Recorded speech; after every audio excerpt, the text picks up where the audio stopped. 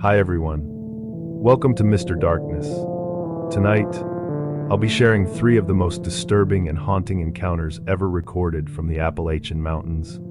Stories their witnesses never meant to tell, until something made them speak. If this is your first time here, consider subscribing and leave a comment telling me where you're listening from, because I'm truly curious how far stories like these can travel, and I deeply appreciate it. If you've been here before, I'm glad to see you again. Now, let the lights dim a little, and let's begin. I'm going to tell you everything, slowly, because even now, when I think back on it, I still have to swallow hard before mentioning certain details. What happened that day? It clings to me, sticks to me like forest dust after a cold rain. And maybe the worst part is how it all began, with things far too ordinary. My name is Eli, 31. Before any of this happened, I lived alone in my uncle's old cabin on the southern ridge of West Virginia. The place was so isolated that if you screamed, the echo would get lost in the trees before it reached another human being. I used to love that silence. It was the kind of solitude I called peace. At least until I learned something, that solitude is also an invitation no one hears. The day started like any other. I was fixing a squeaky hinge on the back door, the kind of persistent noise that sounds like teeth grinding together. I drank cold coffee, finished reading the paperwork I'd been promising myself to print for 3 weeks. The whole afternoon drifted by in the smell of damp, aging wood and the wind slamming down from the forest. Then, while digging through a drawer for duct tape, I heard a small crack from the storage room, like wood being pressed then released. I froze. My ears sharpened. 1 beat, 2 beats. Nothing else followed. Maybe the house settling in the cold. I told myself. I tried to believe it. But you know, some sounds pass through your ears and carve themselves straight into your bones. That sound wasn't loud or clear, but it made my spine turn rigid. I kept telling myself I was imagining things, that living alone too long makes you jumpy at little noises. But for the rest of the evening, I kept glancing down the hallway every few minutes, as if my brain wasn't ready to let go of the doubt. Night fell fast. The wind started hammering from the north, carrying freezing air and long groans from the old metal roof.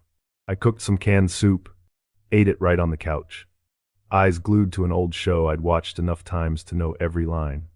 Everything felt familiar, but that familiarity only made me uneasy, like something was using it as camouflage. Around midnight, just as I was dozing off, it started. A soft sound, but clear. A scraping, not on the windows, but along the northern wall of the cabin. Long, rhythmic, not wind, not an animal. I shot upright and turned off the TV. In the dark, I could hear only my heartbeat, so loud I feared it would give me away. Then another sound. Tap. Like someone knocking on glass with a knuckle, not scratching, not wind. A human sound. Or something with hands. I didn't move. I stared into the faint reflection in the far window. I thought, if I stay still, if I breathe quietly, maybe it'll leave. But I knew better. A year before, I'd seen a dark shape glide past the window at 3 in the morning. No form, no face. I convinced myself it was light playing tricks. But that night, the memory returned, sharp and clawed. I crawled across the floor toward the hallway closet where my uncle used to keep an old shotgun. I didn't like touching guns. They reminded me of nights when my parents fought, my father firing into the air out of rage. But I still grabbed it. My hands shook. I wasn't sure I could even pull the trigger, but I needed it, as a kind of anchor. And then I heard it. Footsteps. On the gravel outside the side door. Soft. 1 step at a time. Evenly spaced. Someone trying to be quiet. But I heard them. People like me, who live in isolation. Eventually we learn the difference between natural sounds and things that don't belong. I thought about calling someone, but my phone was on the kitchen counter. To reach it, I'd have to pass 2 uncovered windows. I imagined being seen, noticed, and I couldn't move. My whole body trembled from adrenaline. Then, click, a sound from the storage room. The door I'd always meant to replace. Its wood frame had softened after too many wet seasons. The latch was loose. I'd written it down in my repair list, then forgotten. I never thought it would matter until that moment. My whole body froze. I felt my blood stall. He had found the weak point. Or worse, he had been here before, had tried before, and was just waiting for me to slip. I heard the door open, slowly, very slowly, like someone was testing whether they'd been noticed. Cold air seeped in, carrying with it the feeling that another presence was breathing in the dark with me. I backed up toward the living room. The floor creaked beneath me, barely audible, but enough. He moved instantly. No more sneaking. Heavy, deliberate steps heading for me. I hid behind the sofa. I didn't dare breathe. The shotgun felt impossibly heavy. Then a beam of flashlight swept across the hallway. No words, no calling out, just light and silence. A silence with intention. He knew I was there. He just didn't care. I tried to retreat farther. My hand brushed the cord of a table lamp. Tick. So small, I nearly missed it. But he didn't. His footsteps rushed toward the living room. I pressed flat against the floor. My whole body taut like a wire. He stopped at the doorway. The flashlight glow spilled over the back of the sofa. Just a few feet from me. He stood there. Long enough that I thought I might pass out. One more step. One slight tilt of his head. And he'd see me. I don't remember exactly how I did it, but my body sprang up. Shotgun raised. A shout tearing from my throat as my fingers squeezed the trigger. In almost the same instant. The gunshot wasn't as loud as I expected. It was sharp, dry, like a bone snapping. He collapsed, his whole body folding forward like a cut marionette. I stood there, unmoving, shotgun still raised, as if any motion might bring the nightmare roaring back. He didn't scream, just a gasp. Then he scrambled up, pushing himself with his shoulder, staggering toward the hallway. I watched him run, limping, crooked. His silhouette slipped out through the old doorway, where I'd first heard that click. I didn't chase him. I didn't yell. I just sank beside the couch, my heart pounding like a hammer. When the light in the cabin steadied again, I began locking everything. Mechanically, one latch at a time. Every bolt. I shoved chairs against the entrances. I wasn't letting him come back. I wasn't letting anything in. And then, while straightening the room, I saw something on the floor, where he had fallen. A key. Old, rust creeping along the edges. A strip of silver duct tape on it, with faded handwriting, old storage, underneath. I had never seen any door leading downward. In my memory, the cabin had only one level. I didn't sleep that night. I sat on the chair with the shotgun across my lap, eyes fixed on the hallway. Every sound, wind hitting the door, mice in the rafters, branches falling outside, made me jump. When daylight finally filtered through the thick canopy, I started searching, not out of curiosity, but because I needed to know, what was this man trying so hard to hide? I checked every plank. And then, in the storage room, where it all began, I noticed one board sticking up slightly at the edge. The wood there was older than the rest. I pried it up with a crowbar. Underneath was a small square opening, big enough for a person to squeeze through. No ladder, just a cavity. I shined my flashlight. The air rose up with a metallic, damp smell. I slid inside, my body pressed flat. The ceiling was so low I had to crawl on my elbows. Dust coated my skin, my lips. Something in the dark smelled heavy, sweet and rotten. I swept the beam across the corners. A few items lay there, frayed rope, a rusted handcuff, and a child's shirt folded twice over. I didn't want to touch any of it, but my eyes locked on. Then I saw a scrap of paper, wedged in a brick gap. Shaky handwriting, weak and fading. I wasn't the first. I don't remember climbing out. I only remember vomiting until my throat burned outside on the porch. Not from the smell, from what it meant. The truth hit hard. This cabin wasn't just a hideout. It had been a holding place. Someone, maybe my uncle, had kept people here. The intruder hadn't come to steal. He came to cover it up. Maybe he was an accomplice. Maybe he knew I would eventually find the truth and intended to deal with me first. I left that day, didn't lock the door, didn't take anything except the shotgun and a few papers. I'm telling you this, not because I expect you to believe me, but so you'll remember. Isolation is easy to mistake for safety. But when you live far enough from the world, no one hears you scream. And the people who don't want you to be heard, they know that better than anyone. I wasn't supposed to be working that night. Someone had called in sick, and my boss messaged me last minute to cover the late shift at the gas station. I almost said no. I was halfway through dinner, but rent doesn't wait. So I threw on a jacket, grabbed my keys, and drove 30 minutes into the middle of nowhere. Our gas station is one of the last stops before the road disappears into the Appalachian hills. It used to be busy when the old highway ran through. Now, just the occasional lost traveler or backwoods local. Most nights, I don't mind. I bring a thermos, read at the counter, let time pass in peace. But that night, something about the quiet felt wrong. Not peaceful, pressurized, like the silence itself was waiting to move. Rain was already coming down in sheets when I arrived.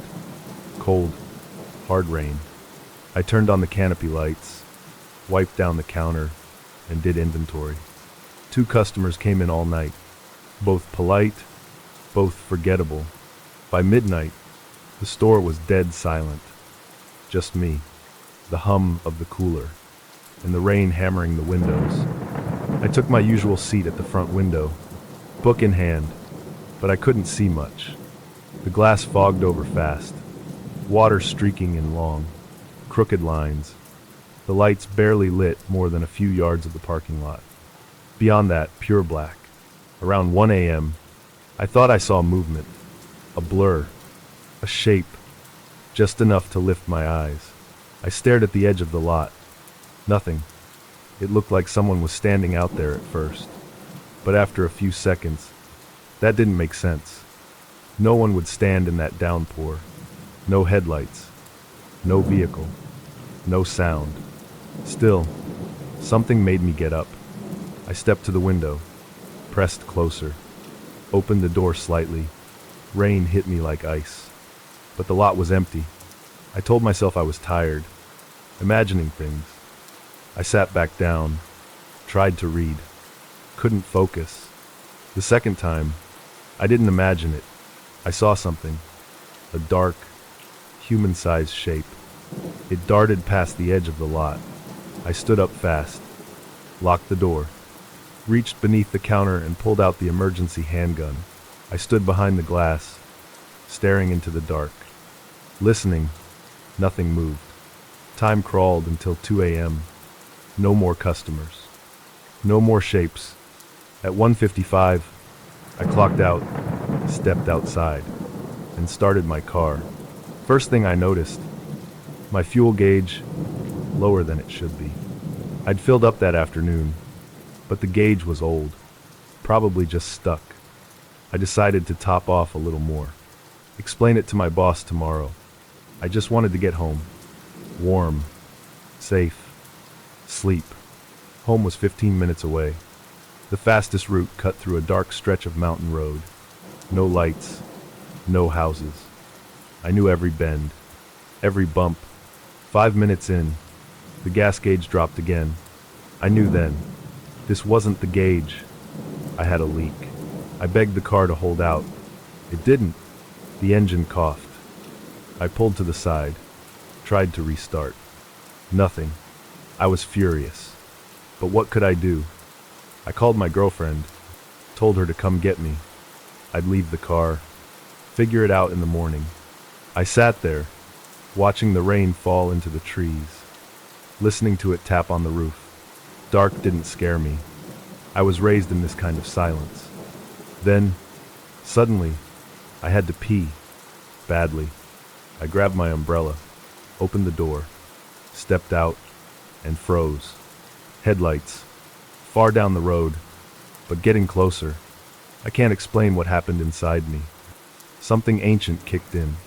Not thought. Not logic. Just run. I grabbed my backpack, locked the car, and sprinted into the woods. The van pulled up behind my car almost immediately. Two men stepped out. One of them had a heavy crowbar in his hand. The other circled toward the passenger side, eyes scanning the woods like he knew times I was there. I crouched behind a tree, heart in my throat, soaked and shaking. Then I heard them shouting, "He can't be far. Find him." Now, they were right. I hadn't gone far, but while they were focused on my car, another idea hit me. Something reckless. I looped around, deeper in the trees, staying low. I circled behind them, toward their van. If the door was locked, I was dead. But I had to try. I reached it, yanked. It opened. Keys were still in the ignition. I jumped in, slammed the door. They noticed. One of them screamed. The one with the crowbar ran toward me, hurling it like a spear. It smashed through the back window. Too late. I was already gone. I drove like hell, hands slippery, eyes blurring. Somewhere in the panic, I realized I'd made it. By a second, but that second was everything. Then I remembered. My girlfriend. She was on her way to my car. I called her, told her to turn around. Her voice cracked when she said okay. Then I called the police, told them everything. What I feared most was this, that they'd be gone before anyone arrived. And now they knew who I was. Because that gas leak, it wasn't a coincidence. When I got home and told my girlfriend, I saw it in her eyes. That look, the one people get when they realize they almost lost someone. 28 minutes later, police came. They found my car, wrecked, windows shattered, back hatch pried open, fuel line torn apart, tracks in the mud, two distinct sets of boots, but the men were gone. And that wasn't the worst part. The worst part was what they found in the back of the van. Duct tape, zip ties, a combat knife, a taser, and a printed Google map with a red circle around the gas station. I sat on my porch steps for a long time after they told me. Rain had stopped, but my hands still wouldn't stop shaking. I kept thinking about the way that man had scanned the trees. Not randomly. Asterisk. Strategically. Asterisk, like he'd done this before. Like he expected the direction I'd run. If I hadn't brought my bag, if I hadn't locked the car, if the van door had been locked, if anything had gone differently, I wouldn't be here to tell you. That's the part that haunts me, not what happened. What almost did. I've told this story a few times now, and every time I do, something clenches in my chest, like a cold hand pressing down from the inside. It's not a long story, and I'm no great writer, but I'll tell it the way it happened. Because that's the only way I can keep it straight in my head. Every year, me and my two closest friends, Travis and Joel, go camping out in a place called Owl Hollow, deep in the Whitespar Mountains. It's remote. I mean really remote. One of those places where your GPS flickers in and out and the night feels heavier than it should. That's why we liked it. Sitting around a fire out there, you could pretend the outside world didn't exist. This year, that feeling of isolation didn't bring peace. It brought something else. We got to camp late in the afternoon, pitched tents, cooked, had a couple beers, nothing excessive. We're not the type to get wasted in a place where one wrong step could turn into a search and rescue mission. But one thing stood out. The silence that night was wrong. Owl Hollow always has sound. The creek, the bugs, the wind in the trees. But that night, everything felt muted. like someone had draped a thick blanket over the forest. I remember thinking the woods were holding their breath. Still, I was tired. We all were. I crawled into my sleeping bag and tried to shut it out. Sometime around midnight, I snapped awake. I didn't know why at first. No noise, nothing obvious. But something in my body was screaming that something was off. I sat up slowly, propping myself on my elbow. The tent flap was partly open. Moonlight was filtering through the trees, just enough to see the clearing. That's when I saw it. Something crouched near the edge of the creek, just a few steps from my tent. The tent door wasn't unzipped. It had been torn open, a long, frayed gash in the fabric like something had clawed it from top to bottom. The thing wasn't moving. Not a twitch. It looked vaguely human. Too thin. Too long. But I could make out a head, shoulders, arms. Its posture was all wrong. Almost like it was folded in on itself, hugging its knees. And it was staring directly at me. I didn't scream. Not right away. My body locked up. My brain was still catching up to what my eyes were seeing. But when it did, when the full weight of that image hit me, I screamed hard enough to make my throat go raw. Travis jolted awake first. Then Joel. A flashlight beam cut across the clearing just as the thing dropped to the ground and began crawling. Fast. Toward the water. It didn't run. It crawled elbows and knees. Low. Deliberate. Like it had done this before. The way it moved, it was wrong. Too smooth. Too coordinated, like something trained to stay out of sight, and then it slipped into the creek without a splash. No ripple. Nothing. We stood there frozen, breathing like we'd run a mile. Then Travis whispered, like he was afraid to wake something else up, "We have to go. It knows we're here." Within 10 minutes we were packed. Just the essentials. Flashlights. Knives. Water. The fire was out. Tents abandoned. We started hiking out, using our lights only when we had to. About half an hour later, Travis finally broke the silence. "You didn't hear anything when it ripped open your tent." I shook my head. I should have. I always wake up to forest sounds. But that night, it was like something kept me asleep on purpose. Joel was quiet for a while. Then he said, "I saw it crawling. That wasn't a person. But it wasn't an animal either." We didn't talk after that. Just walked. No one wanted to look back. We got back to the car around sunrise. First light was creeping over the treetops, cutting through the morning fog. I should have felt safer. But I kept staring at the tear in my shirt. No idea when or how it happened. No one spoke much on the drive home. But right before we hit the county road, Joel asked, "How long was it watching you before you woke up?" That question stuck in my brain like a splinter. Because I didn't know. All I remember is opening my eyes, and it was already there. Had it been watching for minutes? Longer? After that night, I couldn't sleep in the dark anymore. Even at home. Even with locked doors. Even with the dog in the hallway. I keep a nightlight on now. Always. And there's something else. It chose my tent.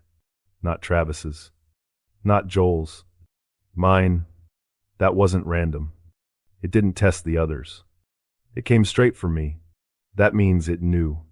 And if it could pick one of us, if it could sit there, watching in total silence, move like a shadow and disappear like mist, then it had done this before. Maybe not with us. Maybe with someone who never woke up. And that thought, that I survived just because I happened to open my eyes at the right second, is what still makes my skin crawl. Because if it's still out there somewhere in Owl Hollow, it might just be waiting for next time.